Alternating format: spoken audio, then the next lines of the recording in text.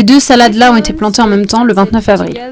Celle-là a poussé sous des diodes électroluminescentes, c'est-à-dire de la lumière électrique, et celle-là a poussé dans un endroit lumineux du dôme.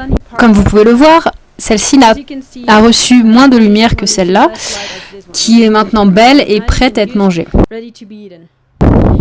Ensuite, celles-ci ont été plantées le 5 mai. Celle-là a poussé sous des lumières électriques et celle-là dans un endroit lumineux du dôme. Celle-là, elle était près de notre fenêtre. Et comme vous pouvez le remarquer, ce n'est pas la partie la plus lumineuse de l'habitat, car visiblement, la salade n'a pas reçu assez de lumière. Celle-là non plus d'ailleurs n'a pas vraiment reçu assez de lumière. Et celle-là, par contre, est presque prête à être mangée. J'ai commencé celle-là en même temps que votre classe de la Grave Villars, le 13 mai. Celle-ci a poussé sous des diodes électroluminescentes, de la lumière électrique. Celle-ci a poussé dans une partie lumineuse de l'habitat. Et là, elle a poussé près de notre fenêtre. Encore une fois, celle-ci pousse bien mieux que les deux autres. Vous remarquez donc que la pousse de vos salades dépend beaucoup des conditions lumineuses. Je suis sûre que vous l'avez déjà remarqué sur les plantes que vous faites pousser.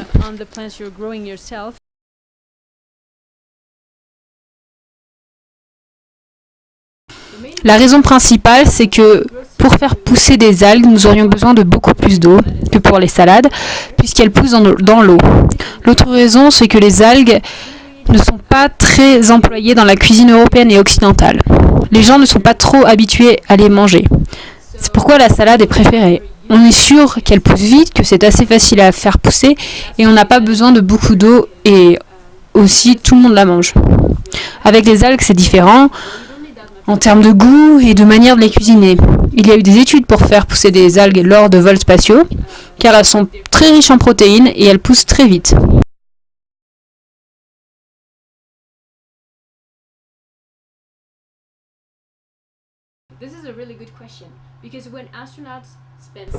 C'est une très bonne question, car quand les astronautes passent 6 mois dans la Station spatiale internationale, quand ils reviennent sur Terre, ils ont du mal à marcher. Donc vous imaginez bien qu'après un voyage de 6 à 8 mois dans l'espace, pour arriver sur Mars, ils auront vraiment du mal à marcher à leur arrivée. Pourquoi n'utiliserions-nous pas de la gravité artificielle pour aller sur Mars dans ce cas ? Parce que c'est un peu compliqué à faire d'un point de vue technologique. Pour créer de la gravité artificielle, il faut faire tourner le véhicule spatial. Il faut le faire tourner d'autant plus vite que le véhicule spatial est petit. Mais si on le fait tourner trop vite, alors les humains remarqueront une différence de gravité entre leurs pieds et leur tête. Donc il faut avoir un gros véhicule spatial pour pouvoir le faire tourner plus lentement.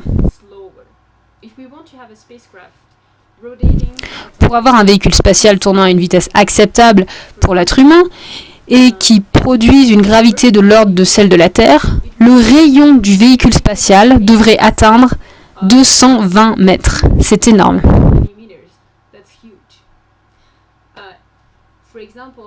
Si on décide que pendant le voyage, les astronautes peuvent avoir une gravité de l'ordre de celle de Mars, c'est-à-dire 40% de celle de la Terre, alors le véhicule spatial devra avoir un rayon moyen de 90 mètres pour pouvoir faire tourner le véhicule spatial à une vitesse que les humains pourraient supporter.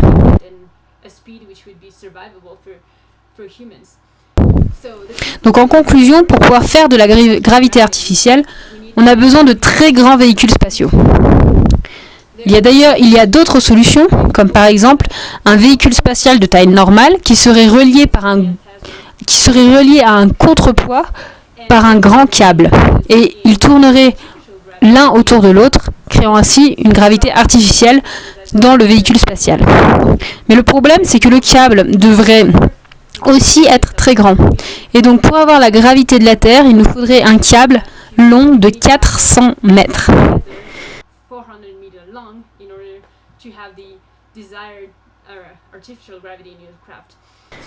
Donc pour produire de la gravité artificielle, on a besoin de grands véhicules spatiaux ou de grands câbles.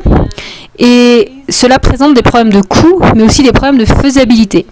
Peut-être que pour les premières missions sur Mars, on n'aura pas de gravité artificielle dans le véhicule spatial, mais les scientifiques travaillent constamment à trouver des mesures pour limiter les effets de la microgravité sur le corps humain.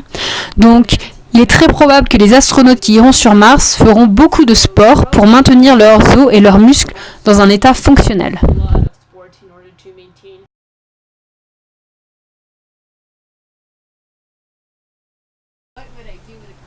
Alors, que ferait-on avec les corps d'astronautes morts sur Mars? Actuellement, avec les règles de protection des planètes, on ne serait pas autorisé à laisser quoi que ce soit de biologique derrière nous sur Mars. Donc il faudrait trouver un moyen de ramener le corps avec nous. On pourrait brûler le corps et ramener des cendres, ce qui serait plus léger et plus facile à compacter dans le transport. Je pense au final que ça dépendrait surtout de la volonté de la famille et des amis.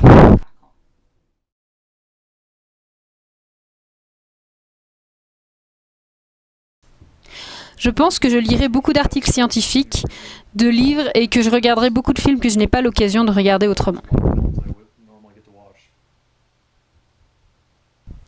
Plus ou moins pareil. Oh, jouer à cache-cache, c'est sûr.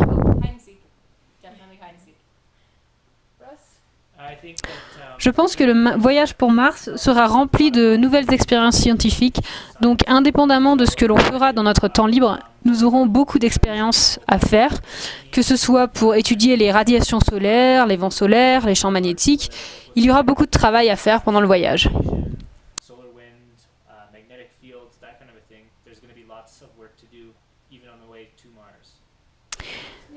Je suis d'accord, je pense qu'il y aura beaucoup d'expériences scientifiques et pendant le temps libre, on continuera à lire des livres et des choses comme ça.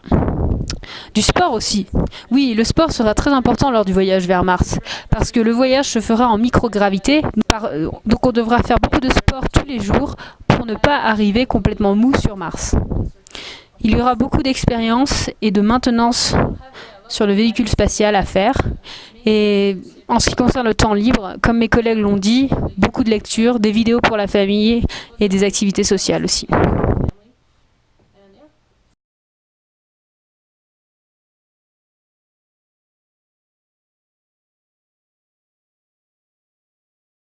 Très bonne question. Comme nous avons une latence dans les communications et que nous sommes loin de tout service médical, nous avons un médecin disponible 24 heures sur 24. Si ce n'est qu'un petit rhume ou une blessure légère, alors nous envoyons un mail au docteur et en 40 minutes, nous avons une réponse sur les soins à pratiquer. Si c'est une urgence, par contre, nous stopperions la simulation et utiliserions le téléphone pour appeler les secours ou notre médecin directement. Mais nous n'avons pas eu besoin de faire ça trop souvent, heureusement.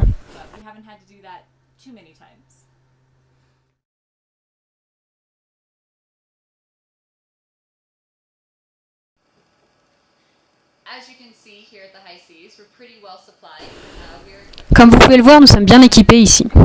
Nous avons tout pour traiter des blessures mineures et des situations plus critiques.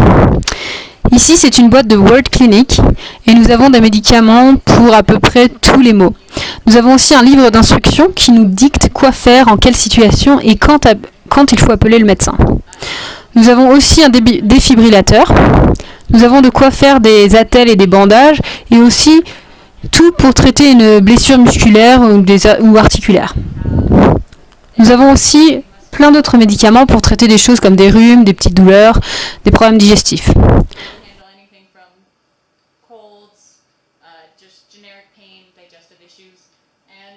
Nous avons aussi une civière que l'on aurait à utiliser si quelqu'un se faisait mal à l'extérieur. Ce serait plus facile pour nous de les bouger et de les avoir prêts pour les soins d'urgence. Pour les soins, c'est un peu différent ici. Comme on a 20 minutes de latence dans les communications, on ne fait pas de la télémédecine, mais de la médecine à distance. On contacte le docteur par email et on lui envoie des vidéos si on est vraiment inquiet pour quelque chose.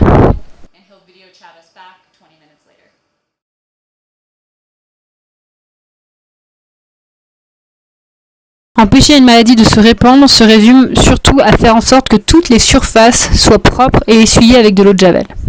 On fait aussi attention à ce que la personne malade garde ses distances. Vu que l'endroit est si confiné, c'est très important que nous suivions des règles d'hygiène strictes, mais c'est aussi très dur. On ne va pas mettre quelqu'un en quarantaine complètement, sauf si la maladie dont cette personne est atteinte est quelque chose de vraiment dangereux et potentiellement mortel.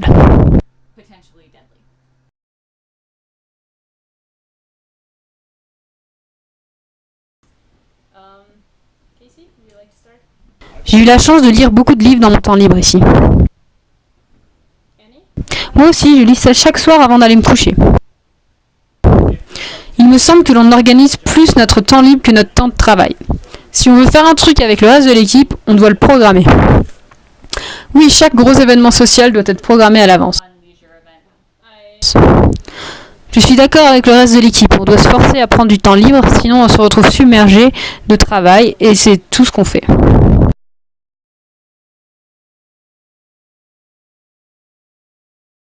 Si quelqu'un a une crise de panique ou devient fou ou agressif dans le dôme, nous n'avons pas de procédure écrite pour ça, mais nous utiliserions notre sens commun.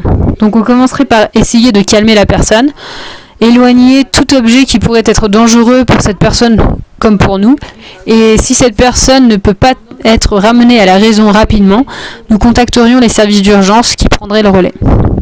C'est une simulation, donc on s'occupe des problèmes nous-mêmes, dans un premier temps, mais si le problème devient trop important, on appelle les services d'urgence, comme on le ferait sur Terre.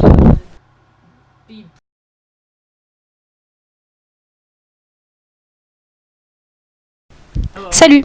Il y avait une question sur la régulation de la température dans l'habitat. Et ce que je vais vous montrer, ce sont les systèmes qu'on utilise pour ça. Derrière moi, c'est un panneau de contrôle et chacune de ces unités collecte des données un peu partout dans le dôme. Les données collectées sont visibles sur un site internet que l'on appelle UILA, parce que ça signifie énergie en langue hawaïenne. Si vous regardez de plus près, vous pouvez voir la température à l'extérieur de l'habitat et à l'intérieur. Le système enregistre la température et calcule s'il doit mettre en route le chauffage avec le ventilateur, ou bien le ventilateur sans le chauffage, ou alors le ventilateur du plafond. Et si vous regardez ici, nous voyons si le ventilateur est en route ou pas. Et si on clique là, ça nous dit quand était la dernière fois qu'il a été en route, quelle était la température et pendant combien de temps.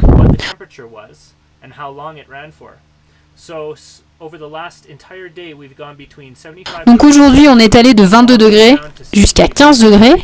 Et là, maintenant, il fait 21 degrés. Quand la température atteint 23 degrés, le ventilateur se met en marche et pousse l'air chaud hors de l'habitat, tout en amenant de l'air froid du bas de l'habitat, ce qui résulte en une température agréable à l'intérieur. Merci pour votre question.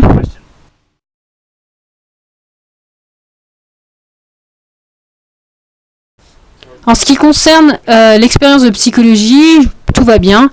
Et de notre côté personnel, l'équipe va très bien psychologiquement. Pareil ici, l'étude de psychologie se passe bien. Nous saurons les résultats seulement après la fin des 3 missions. Mais globalement, nous sommes contents, tous contents et en bonne santé. Oui, nous sommes déjà à combien de jours ? 76. Oui, 76 jours dans la mission, bien après le milieu, et je suis surpris de à quel point je me sens content et bien d'un point de vue psychologique. Pareil, je me sens bien. J'ai en fait hâte d'avoir des éléments extérieurs pour nous stresser si jamais ils en ajoutent dans la mission. Je me sens bien et tout va bien. Ma réponse est la même que le reste de l'équipe. Je me sens vraiment bien. Je pensais que j'aurais du mal à m'acclimater à l'isolement, probablement à cause de tout ce que les gens m'ont dit avant cette mission et m'ont stressé à propos de l'isolation.